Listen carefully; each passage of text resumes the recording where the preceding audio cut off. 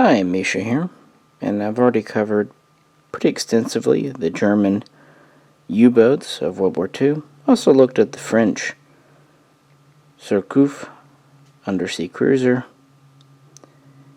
And now, because I really appreciate all things British, be it RAF or Navy, let's look at a couple of British medium-size, medium-range submarines. And as with the other models, these are both 1/350 scale, so relatively large, and diecast from Atlas Editions. On the left we have an S-class. This is what you can kind of think of as a large medium or medium-large boat. And on the right we have a U-class. This is a small medium or medium small. So while they're both medium range, kind of mostly meant for the home waters, they're kind of different ends of the spectrum. And actually, the S was part of the standard modernization of the Royal Navy in the 1930s, but the U was kind of unexpected. In fact, it was originally designed for a totally different role and was pressed into combat as a wartime emergency measure. So yeah, with that, let's dig into the history as usual. This is HMS Safari. The boats in the S-class all have names starting with S. And it's from the Second World War.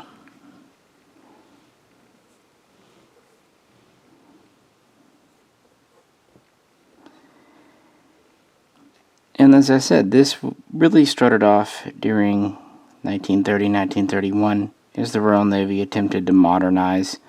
It was based on, of course, World War I era submarine knowledge.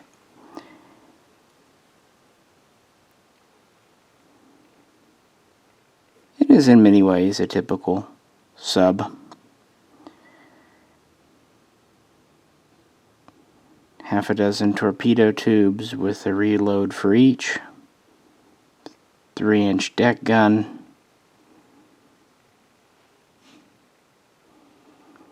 capable of diving to about 300 feet, at least that's the safe test depth.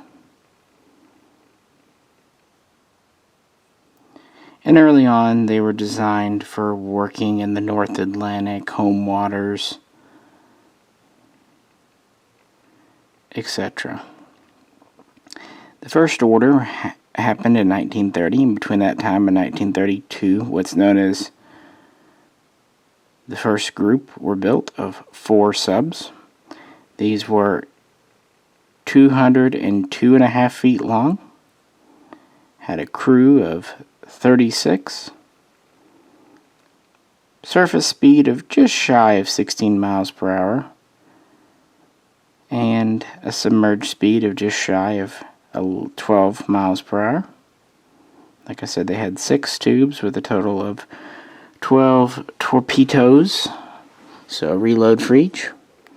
They had 1 simple 3-inch deck gun, and also a .303 caliber machine gun.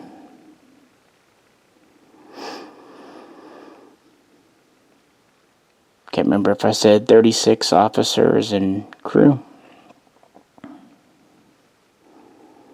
But obviously they were put into low rate production. But they proved successful enough that a second order was placed in 1934 for what would end up being the second group of 8 boats. These would be slightly lengthened to 209 feet. The extra space was just basically more fuel tankage, a little more range. The armament was kept essentially the same. The speed was the same. The second batch ships would have 39 crew instead of 36, but aside from a few refinements and operational changes, they're pretty much the same. And these would be the 12 pre-war S-class submarines in service by 1938. And when World War II got off and began in September 1939, the Royal Navy had 60 operational subs of all types, including the long-range Ps and Rs. A respectable number for that day and time. If you look at my German video, you'll see that, or hear, that they really didn't have any more themselves at that time. The war came early, not just for Britain, but for Germany, at least the Kriegsmarine too. And the S-class was used to defend shipping and to prowl for German subs and what have you. And was successful enough that production was continued. Another contract was placed in 1940 and then expanded in 1941. And this would be the largest order, the third group, of 50 submarines, bringing the total by 1945 up to 62, meaning the S-class is the largest single submarine type or group or model design ever in Royal Navy service. So one could say that it was the backbone. And this third group really did have some changes. It was made yet longer at 217 feet. It initially was expanded to have a 7th torpedo tube. Now, the 6 tubes were all in the bow, but they would add one to the stern with the third group, increasing the total torpedoes to 13. They would still have the 3-inch deck gun. They would multiply, though, and go to 3 .303 caliber machine guns. The fuel tankage would yet be increased, and the crew would be increased to 49 officers and men. And the third variation, which this is here, would be able to go to the Mediterranean and even out to the Pacific with a bit of planning. So they definitely got to the outrange of a medium submarine. And of course had several other updates.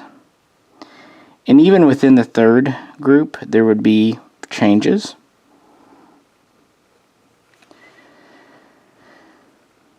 Later on in production, they would change up the hull. They would go to a partially welded hull, which gave more strength, more rigidity, which took the safe test depth down to 350 feet. When they did this, they again deleted the stern torpedo tube, returning them back to 6.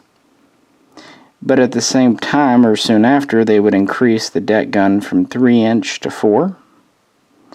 And they would sometimes start using 20mm cannon, so increasing the surface armament. Interestingly, these were faster on the surface. They could get up to about 17 miles per hour. But were slower underwater at about 9.5 miles per hour.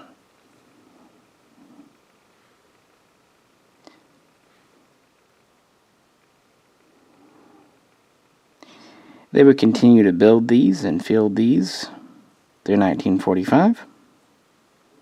And even though construction would end, they would still continue very much in British service through the 50s. In fact, the last one, Sea Devil, commissioned in 1945, would not be retired from the Royal Navy until early 1966. Britain would also loan or give away S classes to other nations, including France, Portugal, and after the war, they would give a couple to Israel, including HMS Springer, who they would use to land commando troops during the 6 Days War in combat, and they would keep Springer busy until 1972. So not a bad service record for a boat that began in 1930. Unfortunately, survival of the 4 first groupers, only 1 survived. Of the 8 second group, only 2 survived World War II. And for the third group, 50, 9 were completely lost, and 2 were so badly damaged that they were essentially just written off. They weren't worth repairing. Interestingly, another one was sunk and raised and recommissioned, so 1 was saved while 2 were just written off. In a lot of ways, it was not a wholly remarkable boat as far as technology, but it was designed to operate in the shallow and sometimes treacherous waters around the UK and the North Atlantic, so she was pretty maneuverable, very good dive rate, kind of analogous to the Germans' Type 7 U-boat. With that said, though, what about our other, wherever I put it, the U-class. The U-class, sometimes also known as the Undine or Undine, which basically means waves class, because that was the name of the first ship.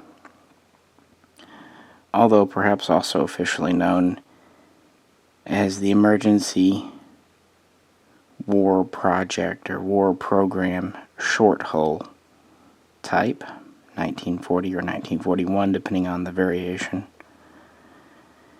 This actually started off in 1936 as a training boat. It was used, or originally going to be used for anti-submarine warfare training, to train destroyers and whatnot against, mock attacks. So originally, it was unarmed. But it wasn't long, even the first batch, the first group of 3 wasn't even done yet, when the design was modified to give it some teeth, so it could be used in an emergency, because by 1938 it was clear war was coming again with Germany. And so they added 4 internal bow torpedo tubes and 2 external stern tubes. The internal tubes each had a reload, so a total of 10 torpedoes on board. Not bad. And they gave it a 3-inch deck gun similar to the S-class. This is a much smaller boat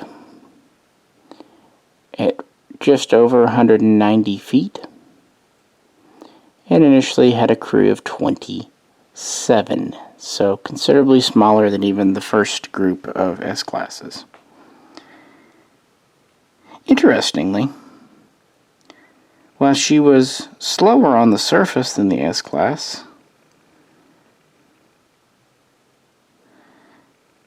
at around 13 miles per hour, submerged, she was about the same speed at just under 12 miles per hour. And the reason was the U-class was one of the first to have a propeller kind of optimized for underwater performance. And of course her small size and svelte design, that all helped too.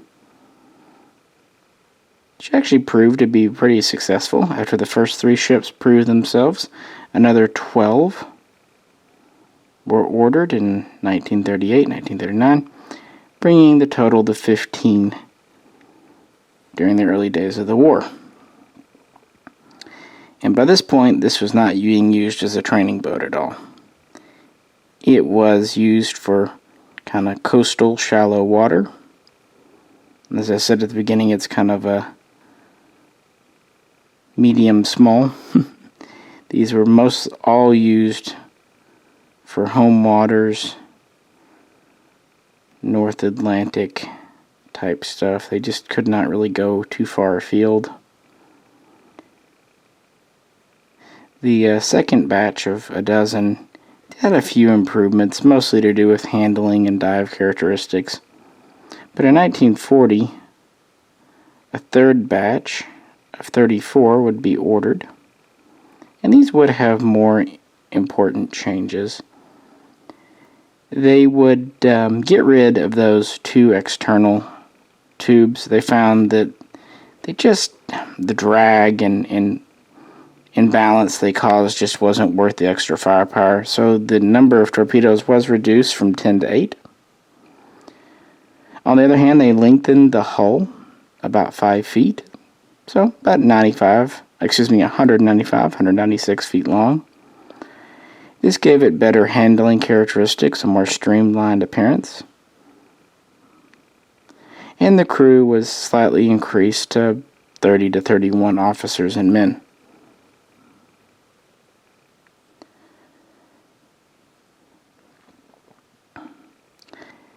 And these would be built mostly during the early part of the war, bringing the total up to 49. Now, when I was talking about the S-Class, I said that later third groups had a welded hull. They were still S-Classes. Well, when they went to the welded hull style for the U-Class, they actually became a new class known as the V-Class, and they would build 18 or so of those. Very similar boat, but it had better diving characteristics. It could go deeper, faster, harder. And the V-Class would actually be pretty respected and feared in 1944 and 1945 in the Atlantic, hunting down a number of German U-boats. But of course the U-Class would stay around as well.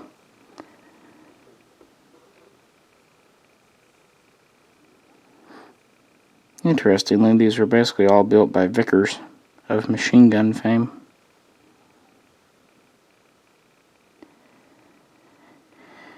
Also, like the S-Class, these would be given away or loaned to allies, including France and Russia.